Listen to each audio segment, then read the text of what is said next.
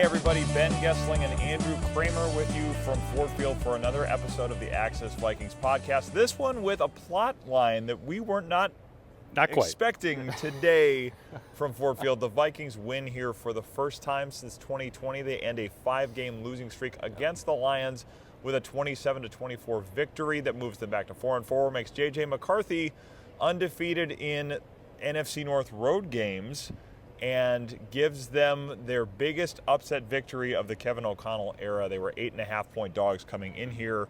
They win, of course, by a field goal. Andrew, not exactly what we expected today. No. At Ford Field, was it? No, I think before in the press box when we were talking about this game and just the different ways it could kind of play out, I thought the one I couldn't see coming was J.J. McCarthy looking as calm and poised as he did to start the game. Now it kind of waned here and there throughout the game, but to start it off with 2 touchdown drives the way that they did, I thought really settled in not just him but the entire team, who really needed to show something. And talking to defenders in the locker room, like, there was some big questioning going on about just this season, the roster construction, the schemes, and all of it. And Jonathan Grenard said this is a validating win for them and all the work that they've put in to show that they can come to a place where this Lions offense has averaged like 30 points against them every game, and with a young quarterback, it was incredibly impressive. Well, it's so easy in the NFL to take one game and take it out of context, or I think sometimes to say, well, it doesn't matter that much, it's one game. Yeah. I think this one does matter, because if we think about, we were here, 10 months ago, basically, the Week 18 game that was for the NFC North title, for the number 1 seed, and the Vikings got outclassed in every way that you could. And it ends up that they don't win the division. The Lions, of course, end up with home field advantage. The Lions lose in the second round, but the Vikings have to go on the road right away. So, I mean, that game was, I think, one of those moments where the Vikings felt like we can assert ourselves as contenders in the NFC, and they got blown off the field. So for them to come in here in a building where they've had as much trouble as they've had, in a building where their defense has struggled to find answers with Jared Goff for a long time, I do think this one has a little more to it. And you heard it from players afterwards. Kevin O'Connell talked about it as well. They had a team meeting last night, as they do before every game. But players, basically every captain spoke up and said something.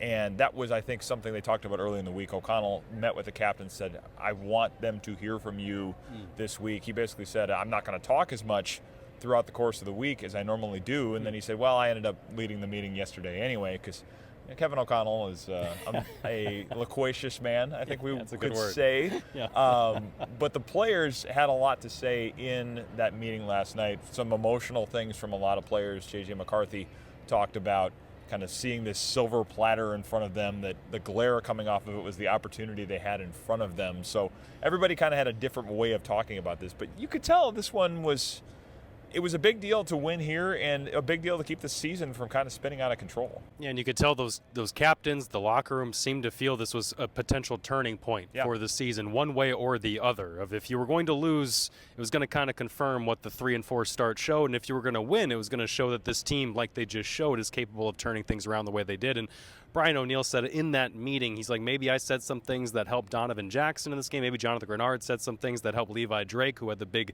deflection on the field goal that proved huge for them at the end of that game. They didn't want to go into too much specifics, but Josh Metellus had also talked about how just really trying to rally the team and tell the young guys on this group that we got a lot of veterans here who know how hard this is, and a 3-4 start is not going to be indicative of what this team's going to be. And look what they did. They come out here and did this. Jahmyr Gibbs holding him down the way they did. I wonder if he's injured, the way that the Lions' usage was up and down. But they rallied after Jared Goff marched down the field. Like, what were you thinking when Jared Goff marches down the field? There was a 40-yard touchdown to Sam Laporta on 4th down. Well, at the beginning of the game, first drive. It felt like a continuation of what we've seen, what we saw last year, certainly what we've seen when they played at US Bank Stadium for a while, too. It felt like the Lions were going to be able to do what they wanted to do.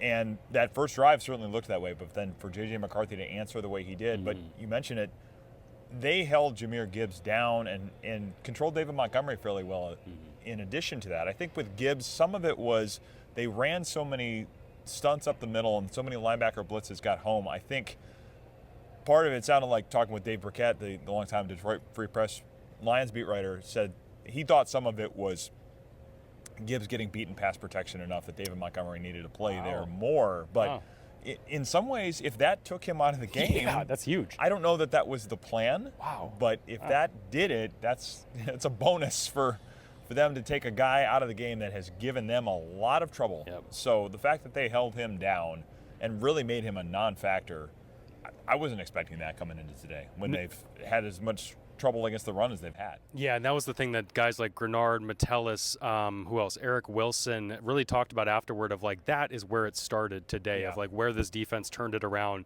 I think Javon Hargrave said afterward, we played one of the worst games of any NFL team this season in LA just a week ago. Hargrave got benched for that game. He called it a humbling moment to then come back and play the way he did in the starting lineup. He was making tackles behind the line, tackling Montgomery and Gibbs. O'Connell mentions like the line of scrimmage, like they needed to control it. And I didn't think, like we're used to seeing this Detroit offense be just bullies up front. There was a third, in this very end zone, there was a third down sequence, or I think it was third down, where they'd lined up and tried to bully it in.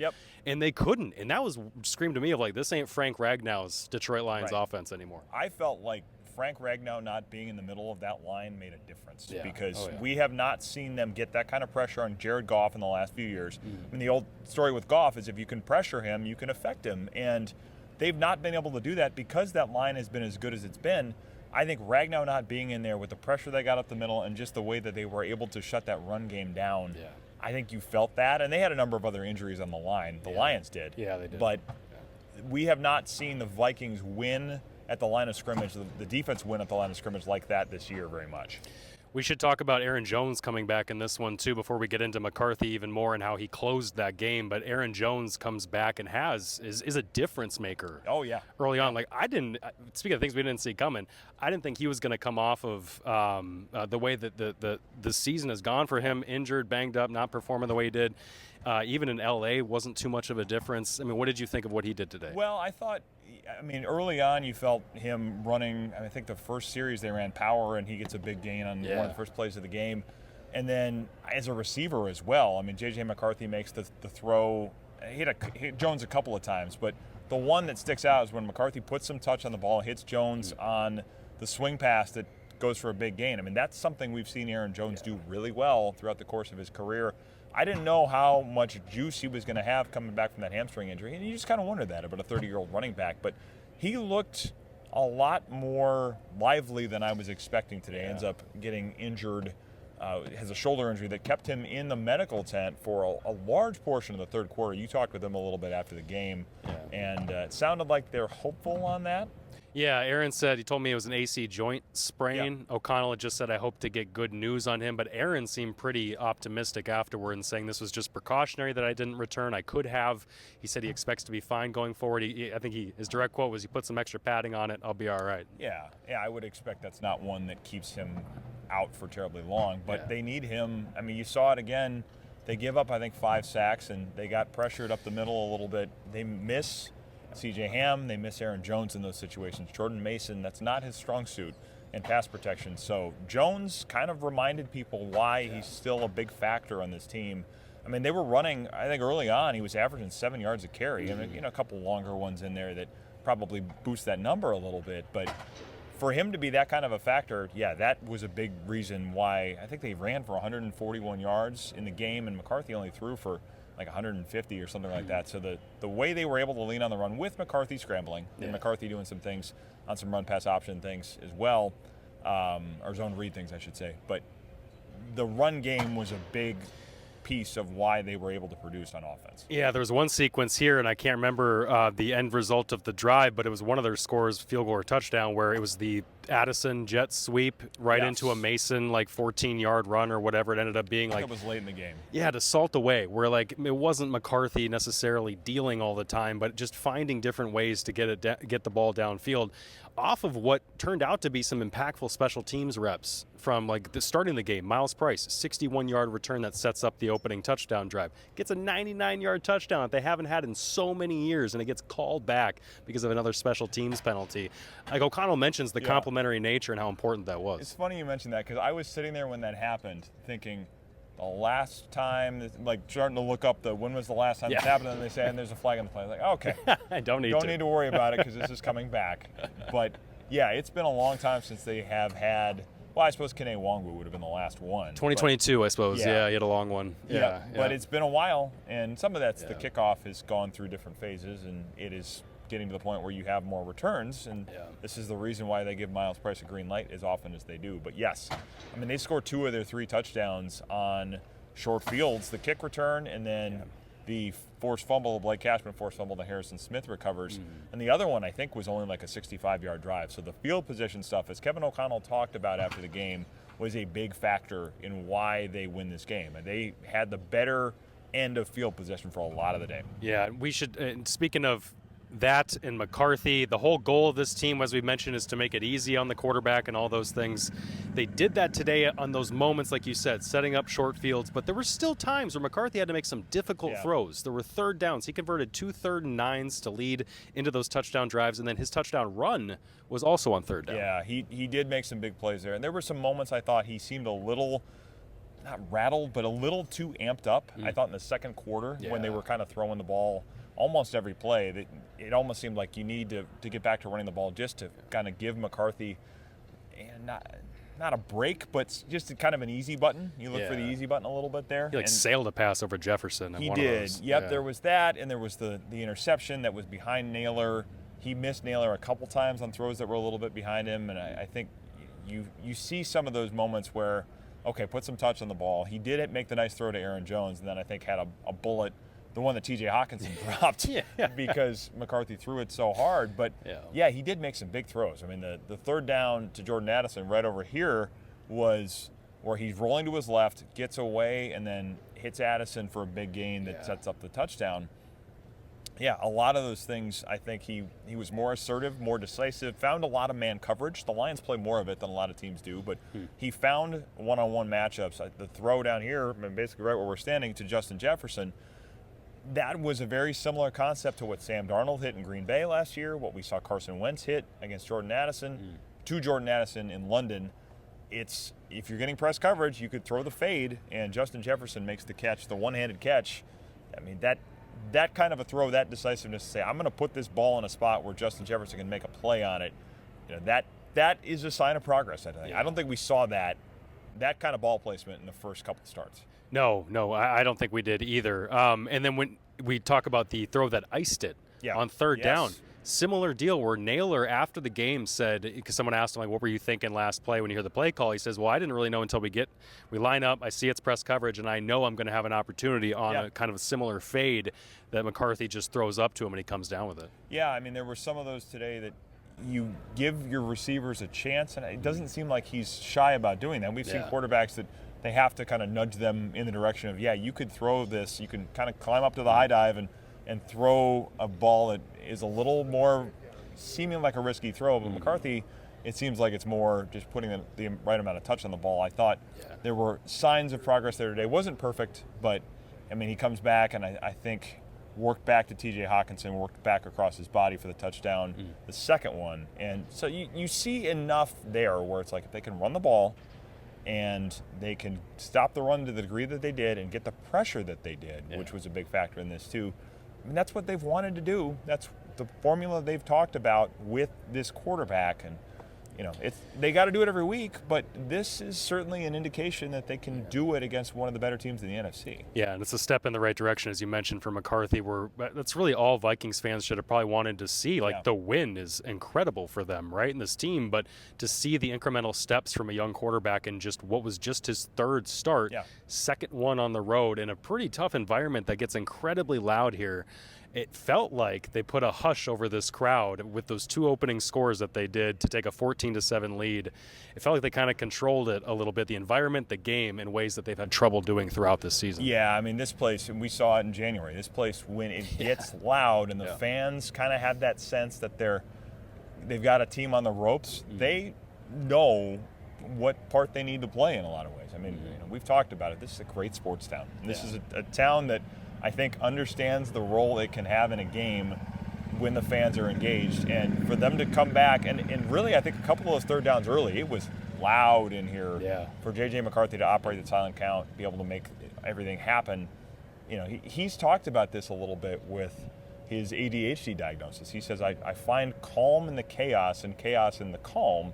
And I talked to him a little bit this week. He said, I'm kind of excited to go on the road because you sort of know it's us against everybody, and everybody kind of gets a little closer to that too. And maybe the fact that we've both been through this. If you're on the road and you have a newborn at home, it does have a certain benefit where you get a little nicer night of sleep when you're on the road. That's probably not that was not nothing for him coming into this game, I don't think. Because he mentioned he's been sleeping on his college bed this week because his baby Rome has been a little, a little fussy at night, as babies get, as we both know very well. So, I don't think that probably was a bad thing for him either. No, good news, too, for the Vikings in terms of illness and injury is the 2 offensive tackles who have been gutting through their knee injuries. They played the entire game, and Brian O'Neill told me afterward, he said, now I don't want to speak for Christian, but he said, I think both of us are trending toward 100%, which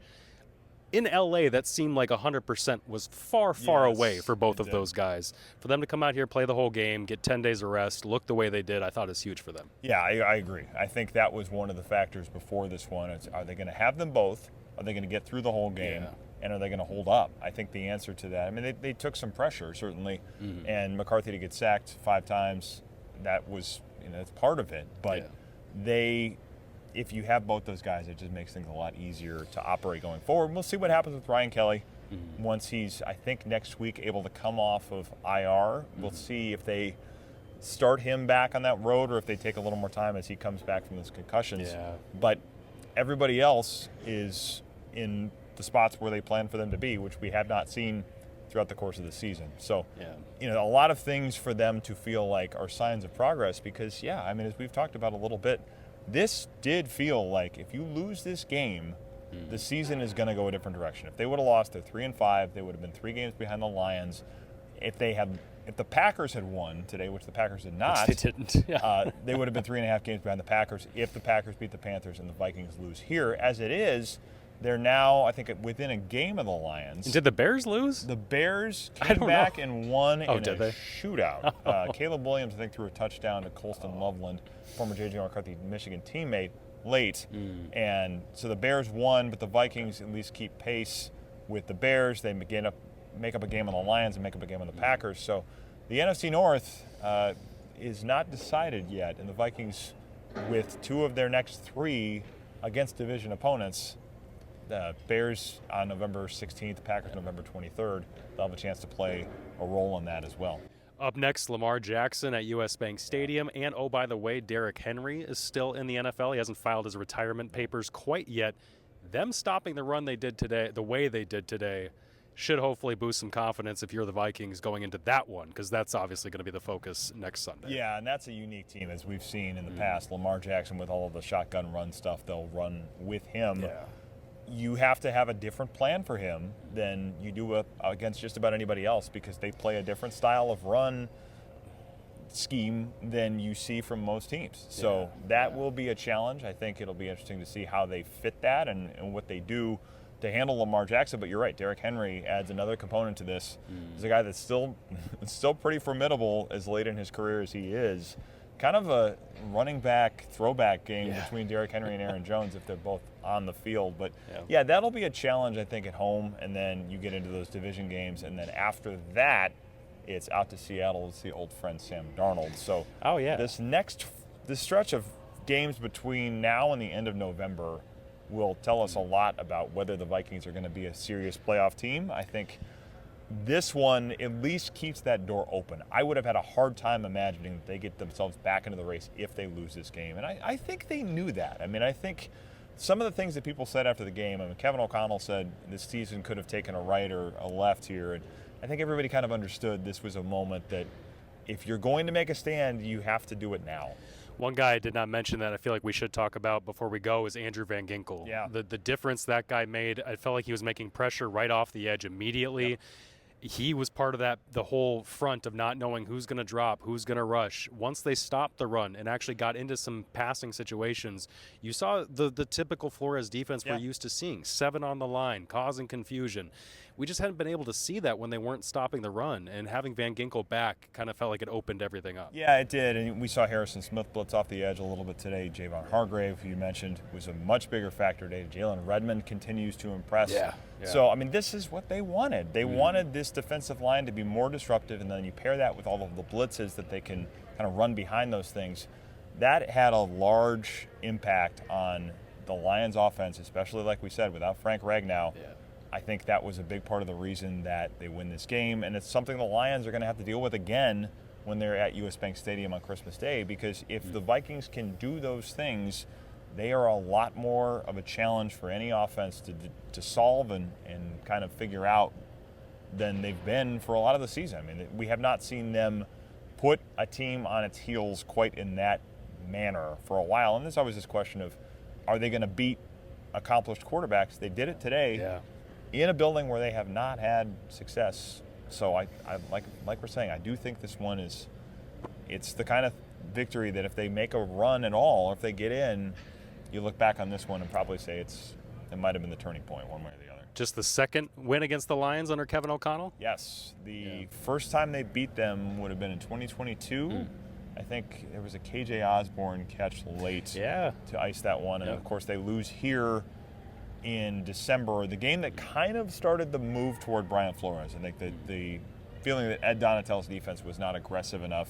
I remember that being a theme coming out of this game in 22, and then, of course, lose here in the season finale 23, and then lose here in the season finale last year with a chance to win the NFC North. So a lot of misery for the Vikings in this building. Not today. They come out of it today happy with what happened and feeling like it's a chance to create some optimism for the rest of the season. We will see if that proves to be true, but certainly a significant win for them today as they head to US Bank Stadium for the next 2 at home, and we will have everything covered for you from the TCO Performance Center this week as they get ready to take on the Baltimore Ravens next Sunday at US Bank Stadium. So thanks for watching this episode of Access Vikings.